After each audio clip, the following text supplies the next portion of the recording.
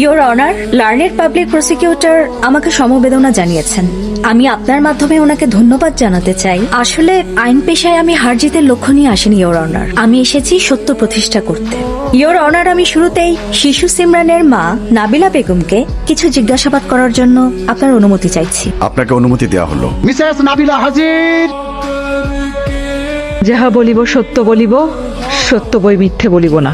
নাবিলা বেগম, আপনি কি আমাকে চেনেন? জি। কিভাবে? আপনি ওই এনজিও অফিসারের সঙ্গে আমার মেয়েকে দেখতে হসপিটালে গিয়েছিলেন। জি, আপনি ঠিক বলেছেন। ইয়োর অনার, ওনার সাথে আমার দেখা হয়েছে হাসপাতালে। উনি যে এনজিও অফিসারের কথা বলছেন, তিনি নারী ও শিশু নির্যাতন প্রতিরোধ সংস্থার অফিসার।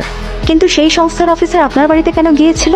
মানে উনি একটা ভুল তথ্য নিয়ে আমাদের বাড়িতে গিয়েছিলেন। ভুল তথ্য নয়, আপনি বাচ্চাদের নির্যাতন করেন, এই কারণে তারা সংস্থায় অভিযোগ করেছিল এবং বাচ্চারা যেই সংস্থাতে অভিযোগ করেছিল সব তথ্য জানতে পেরেছি।